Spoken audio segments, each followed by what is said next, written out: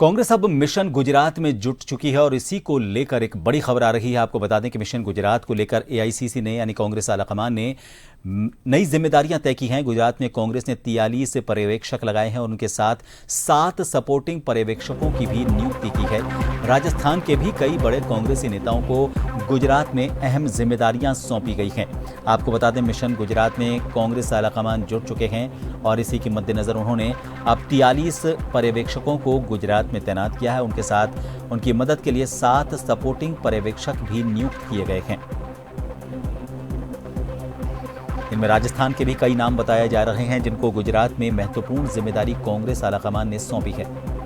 जयपुर से हमारे वरिष्ठ सहयोगी दर्शत सिंह इस वक्त फोन लाइन पर बने हुए हैं। दर्शत, गुजरात को लेकर कांग्रेस सक्रिय नजर आ रही है, महत्वपूर्ण जिम्मेदारियां सौंपी गई हैं और बताया जा रहा है कि राजस्थान से भी बड़े नाम हैं। अभी तक क्या पता चल पाया है सूची के बारे में? राजस्थान से कौन से बड़े नाम हैं जिनको गुजरात की जीत को लेकर जिम्मेदारी सौंपी गई है? देखिए प्रभात, निश्चित तौर पे कांग्रेस की कवायद है वो गुजरात को लेकर है। 2027 में इलेक्शन यहाँ पर होने हैं, तो ये अधिवेशन जो था, इस अधिवेशन में कहीं ना कहीं ये कोशिश की गई कि गुजरात में पार्टी को मजबूती मिले और इसी के मद्देनजर 40 से ज्यादा ऑब्जर्वर है वो गुजरात के अंदर लगाए गए हैं। ये तमाम जो पर्यवेक्षक हैं एआईसीसी के, उसमें कुछ राजस्थान के नेता भी हैं जिनको बड़ी जिम्मेदारी दी गई है। राजस्थान से सटा हुआ स्टेट गुजरात है और खासतौर पे कई मारवाड़ी वहाँ पर निवास करते हैं, उनका अलग वहाँ पर एक प्रभाव है। तो उसी प्रभाव के मद्देनजर ये तमाम चीजें वहाँ पर की गई हैं और इसी के फलस्वरूप आने वाले वक्त के अंदर ये हो सकता है कि गुजरात के अंदर और ज्यादा नेताओं की वहाँ पर भागीदारी सुनिश्चित पार्टी की तरफ से की जाए ताकि वहाँ पर कांग्रेस को फायदा मिल सके। क्या ये माना जाए कि पिछली बार जो चुनाव हुए थे उनमें राजस्थान से महत्वपूर्ण जिम्मेदारी अशोक गहलोत को भी वहां पर जिम्मेदारी सौंपी गई थी और भी कई नेताओं को जिम्मेदारी दी गई, जिसकी वजह से कांग्रेस का जो वहां पर वोट बैंक है उसमें बढ़ोतरी हुई थी? क्या यही वजह मानी जाए कि राजस्थान के नेताओं को एक बार फिर महत्वपूर्ण जिम्मेदारी गुजरात में सौंपी गई है? देखिए, निश्चित तौर पे गुजरात के अंदर जिस तरह से पार्टी का लचर प्रदर्शन, पिछले प्रदर्शन की अगर बात करें तो कमजोर प्रदर्शन पार्टी का रहा था। खासतौर पे आप पार्टी ने बड़ा नुकसान पहुंचाया था। तो ऐसे में कांग्रेस को ये लगता है कि गुजरात एक बड़ा स्टेट और खासतौर पे गुजरात के अंदर लंबे वक्त से कांग्रेस की सरकारें रही है।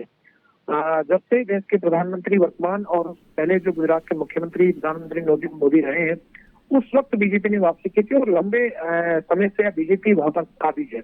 तो ऐसे में सरकार ये आ रही है कि कैसे दिया जाए। केंद्र सरकार लगातार स्कीमें वहां दे रही है और तमाम काम वहां पर हो गए और एक विकसित स्टेट की श्रेणी में गुजरात का नाम लिया जाता है कि वहाँ डेवलपमेंट अच्छा हुआ, यह बड़ा काम वहाँ पर होता है, इंडस्ट्री सबसे ज्यादा है।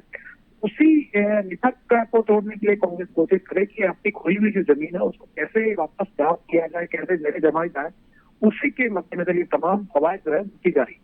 शुक्रिया दर्शक तमाम जानकारी के लिए। तो आपको बता दें कि वापस अपनी खोई हुई जमीन की तलाश कांग्रेस गुजरात में कर रही है और यही वजह है कि बहुत गंभीरता से मिशन गुजरात को लिया जा रहा है। कांग्रेस आलाकमान ने, हाईकमान ने इसी के मद्देनजर पर्यवेक्षकों की नियुक्ति की है। उनके साथ सपोर्टिंग पर्यवेक्षक भी लगाए गए हैं जो उनको मदद करेंगे। इसके साथ आपको ये भी बता दें कि 43 पर्यवेक्षक और उनके साथ सपोर्टिंग पर्यवेक्षकों के बीच राजस्थान के भी कई वरिष्ठ कांग्रेसी नेता हैं जिन्हें महत्वपूर्ण जिम्मेदारी गुजरात में सौंपी गई है।